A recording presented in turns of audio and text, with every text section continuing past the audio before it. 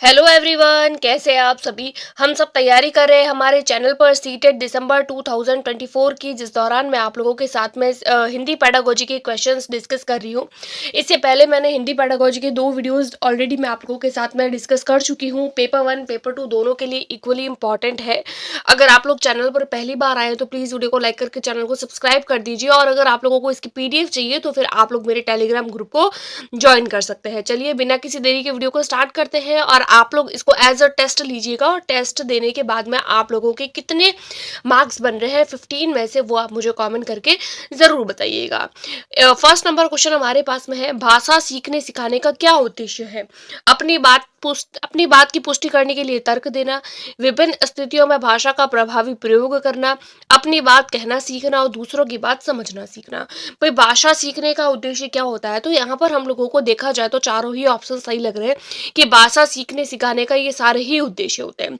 लेकिन most important बात क्या होती है कि अलग अलग स्थितियों में भी हम अपनी भाषा का प्रयोग बहुत इंप्रेसिव तरीके से कर पाए। तो 106 का हो जाएगा, B will be right answer. 107 number question देखेंगे, एक भाषा शिक्षक के लिए सबसे महत्वपूर्ण क्या होता है कि बच्चों को भाषा प्रयोग के अवसर उपलब्ध कराना, भाषा की त्रुटियों के प्रति कठोर रवैया। भाई किसी भी चीज के लिए कठोर रवैया अपनाना अच्छी बात नहीं होती है, तो बी तो नहीं होगा।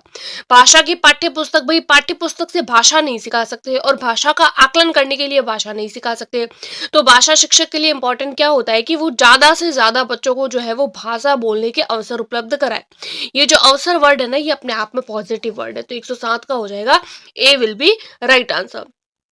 अगला क्वेश्चन देखेंगे, 108 नंबर क्वेश्चन, भाषा का प्रयोग जीवन के विभिन्न संदर्भों में होता है, केवल परीक्षा में होता है, केवल पाठ्य पुस्तक में होता है, या केवल मुद्रित सामग्री में होता है। देखिए जब हम पेडागोजी करते हैं तो वहां पर कुछ टैग वर्ड्स दिए जाते हैं, जिसमें केवल वर्ड अगर आता है तो उन वर्ड्स को हम अपने आप ही नेग्लेक्ट कर लेते हैं। तो केवल आ रहा है, ये तो नहीं होगा, केवल आ रहा है, इसमें भी केवल आ रहा है, तो ये तीनों नहीं होंगे। तो इसमें से एक ही ऑप्शन हमारा सही हो जाएगा कि भाषा का प्रयोग जो है वो जीवन के विभिन्न संदर्भों में होता है। तो 108 का हो जाएगा ए। अगला क्वेश्चन देखेंगे, 109 नंबर क्वेश्चन, भाषा स्वयं में क्या होती है, एक जटिल चुनौती है, विषय मात्र है, संप्रेषण का एक मात्र साधन है, नियमबद्ध प्रणाली है। भाई भाषा कोई जटिल चुनौती तो नहीं है, न ही सिर्फ विषय है, क्योंकि एक भाषा भी तो है, संप्रेषण का माध्यम भी तो है। तो यहाँ पर जो है वो हम लोगों को सी और डी तीनों दोनों ही सही लग रहे हैं, लेकिन सी भी यहाँ पर गलत हो जाएगा। क्यों गलत होगा कि ये संप्रेषण का माध्यम तो है, लेकिन एकमात्र यही साधन है, तो ये गलत हो जाएगा। अगर यहाँ पर एक मात्रा नहीं होता ना, तो यहाँ पर सी सही हो जाता। यहाँ पर इन्होंने वर्ड क्या दिया है, एक मात्र, यानी भाषा से ही हम जो है वो संप्रेषण कर सकते हैं। भाई भाषा के अलावा और भी तो चीजें होती है जिसके माध्यम से हम संप्रेषण कर सकते हैं। तो यहाँ पर एकमात्र साधन नहीं होगा, यहाँ पर सी गलत हो जाएगा। यहाँ पर सही आंसर हो जाएगा, भाषा एक नियमबद्ध व्यवस्था होती है। अगला क्वेश्चन देखेंगे, 110 नंबर सवाल है, भाषा की कक्षा में एक शिक्षक बच्चे से क्या अपेक्षा रखता है, यानी लैंग्वेज टीचर है वो क्लासरूम में बच्चे से क्या जवाब जो है वो चाहता है, किस तरीके की अपेक्षा रखता है। बच्चे अपनी मातृभाषा का बिल्कुल प्रयोग न करें, बच्चे सवालों के बंधे बंधाए जवाब न दे, बच्चे सवालों के बंधे बंधाए जवाब दे, संस्कृत निष्ठ भाषा में ही जवाब दे। देखिए यहाँ पर क्या बोला है कि एक शिक्षक क्या चाहता है, यही चाहता है कि भाषा प्रयोग का बिल्कुल भी प्रयोग न करे, मातृभाषा का। तो ऐसा तो नहीं हो सकता, भाई टीचर तो बोलता है कि आप मातृभाषा का प्रयोग करो, केवल बंधे बंधाए जवाब देंगे तो भाषा के बारे में पता कैसे चलेगा। तो सी भी नहीं होगा, संस्कृत निष्ठ भाषा में ही जवाब दे। देखिए ये जो ही है ना, ये अपने आप में नेगेटिव वर्ड है, तो ये गलत हो जाएगा।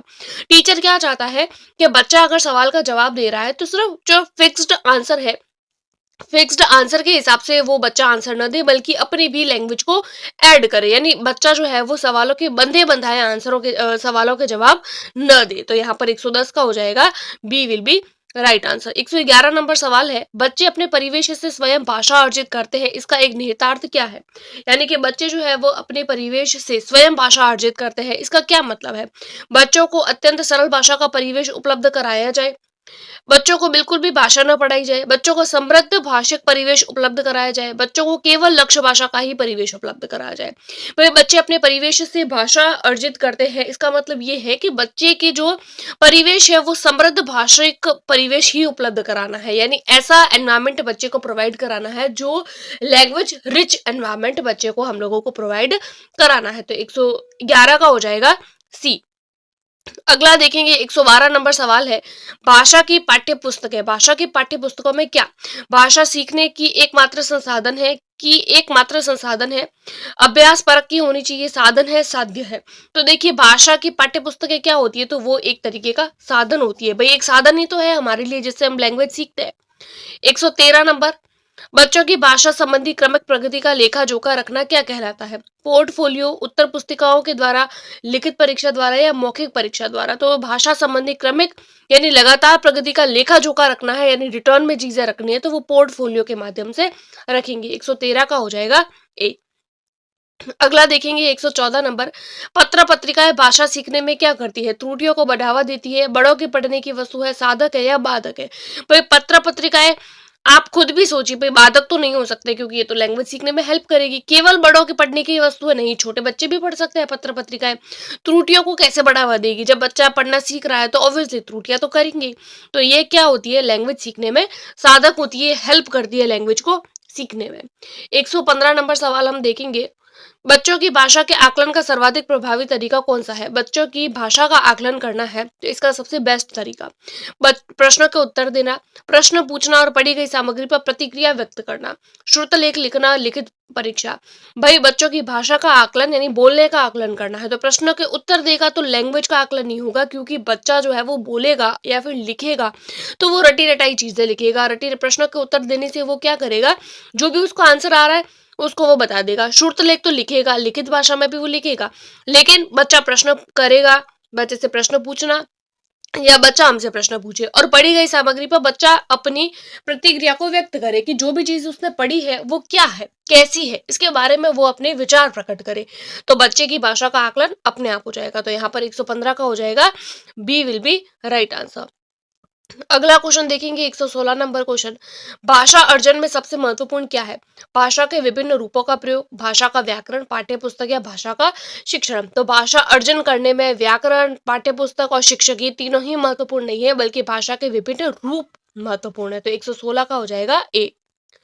अगला देखेंगे 117, निम्नलिखित में से कौन सा भाषा शिक्षण का उद्देश्य है? भाषा सीखते समय त्रुटियां बिल्कुल नहीं करना। भाई ऐसा तो कोई जरूरी नहीं है कि बच्चा त्रुटियां ही नहीं करे, भाई त्रुटियां तो होगी। भाषा की बारीकी और सौंदर्य बोध को सही रूप से समझने की क्षमता को हतोत्साहित करना। भाई किसी भी चीज को हतोत्साहित नहीं करना है, तो भी नहीं होगा।